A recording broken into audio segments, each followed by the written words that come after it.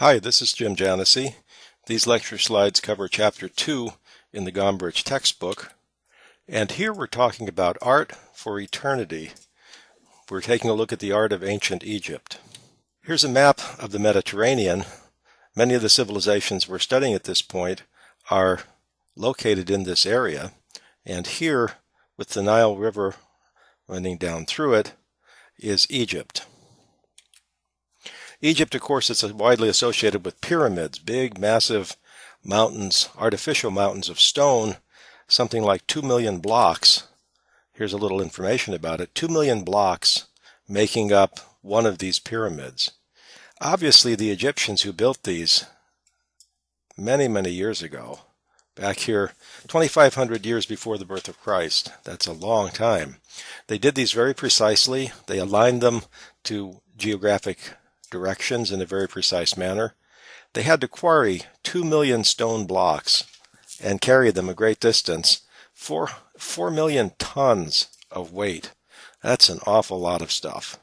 And in order to do this, they really had to know a lot about geometry and how to cut stone accurately, how to plan, and how to organize labor to construct these kinds of things. So you're probably aware of why they did this. We suspect they did this as a tomb for a pharaoh whose body would then be placed inside this massive structure. Passageways that were sealed off once the ruler was put in there. Now these tombs were decorated with art, and it's a lot of that art that we'll be taking a look at. This is an example of some of the kinds of things Egyptians made.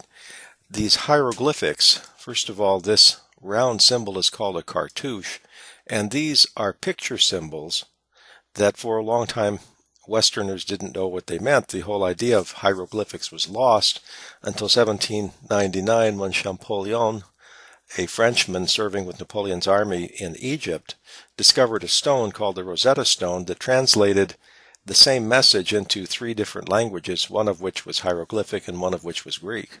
By understanding Greek, we could understand what these symbols meant.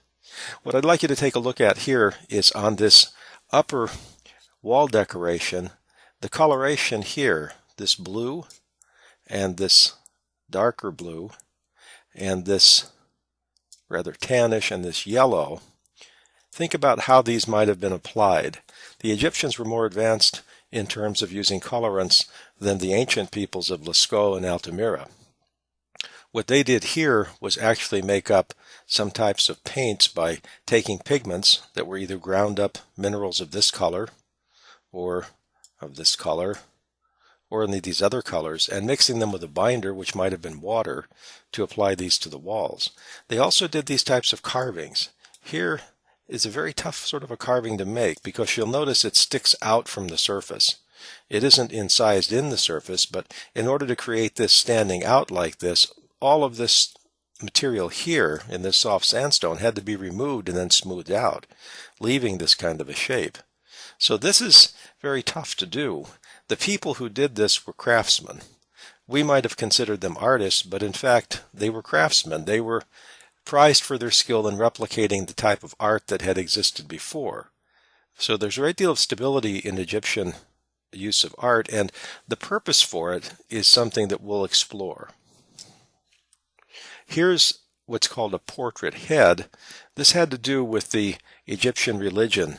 The idea that for a ruler to carry on in the afterlife, the ruler's likeness had to be preserved, and into that tomb here in a pyramid, into that tomb would be placed all sorts of things that showed the person in life and told of his accomplishments and might even replicate his face in a 3D way. Now here's another decoration within a tomb, and it looks rather strange. It looks strange to us because we see things differently. We use our eyes differently than the Egyptians did for the purpose of creating the art. First of all, this was not art that was created to be seen. This was to decorate a tomb that would be sealed up when the occupant of that tomb was dead, and it wouldn't be seen by anybody. It would be the environment of the ruler in the afterlife. But here's a very important thing about how the Egyptians did this. They wanted to preserve as much information as possible. Here's an example of looking at a pond surrounded by these bushes and these trees. But this doesn't really look to us like we would draw it this way. The Egyptians were trying to portray as much information as possible. So they drew everything with the view that would present the most information. In looking at a pond, you see the shape of the pond by looking at it as if you're in the air looking down at it. But for fish, if you pictured the fish in that same way, you would just see a skinny, long thing with a line representing this fin. So the fish they represented with a side view, almost as if they're floating on their sides, they're dead. The ducks in the pond, they also represented side views. But the trees, if we were truly looking down at this pond, the trees would look like round objects like this. But here we see the tree as if we're looking at the side view of that too, because that presents the most information to us. And it gets distorted because, of course, the base of the tree here rising, but on the side, this one looks like it's going sideways because, in fact, it's presenting most of that view. But here, to be entirely consistent, the trunk would be here and the tree would be coming up as if it were exploded out from this pond, but that's not the case. Here, the position of the tree has changed, so we still see as much information as possible about it. So what was the purpose of doing it this way? To preserve as much information, because this would be the environment in which the soul of the dead ruler would live in the afterlife in this tomb. And that idea of preserving information was one of the main rules of Egyptian art. Here we see Nabamun, somebody who was prominent enough in society to warrant a very fancy tomb. And here we see wall decorations.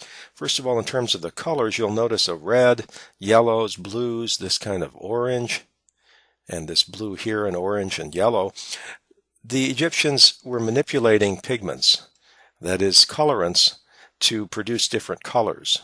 So whatever natural earths they could find, they would perhaps mix together and heat some of them to create new colors, grind the result up and make a pigment, and take that pigment and mix it with a binder to create a paint that they could paint onto the walls with a great deal of detail. Now, as far as one of the rules of Egyptian art, notice here what we have. Let's take from the feet on up. This is the right leg of a person, and you see here the inside of his foot, which is the big toe. But this is his left leg, and here's the big toe closest to you. It's almost as if he has two right feet here, a right foot on the left leg. Why is that? Well, the Egyptians were out to produce as much information as possible, and in this area, as much information as possible to them meant showing the side that had the big toe. A side view of the leg, but the chest face on, because that showed the most information. And the arms extended, because that showed the length of the arms. The head facing sideways, because that showed the most information, but the eye, you don't see the eye as it would appear on a face turned sideways, you see the eye face on. So it looks rather strange to us, because we're thinking of drawing a picture like this to represent what something looks like from a particular position. And the Egyptians are attempting to capture everything here. So one of the rules of the Egyptians is that this idea of portraying things to our way of thinking rather distorted, but to show the most information about the object being portrayed. Another rule is illustrated here too. The more prominent you were, the more important you were in society, the bigger you were drawn. So this is the ruler. You'll notice his height is about this much. This might be his wife. She's drawn shorter than he is. This might be a child, but more likely a concubine. So he had his wife and he had a concubine, and she was of less importance, so she was drawn even smaller. And when we see some of the servants and some of the slaves in society, we'll see them drawn even smaller. Another illustration not well shown here, but sometimes illustrated on these types of drawings, is the males were drawn with darker, or at least more vivid, skin coloration. Here you see the woman is darker yet in terms of the coloration, but that's kind of an abnormality.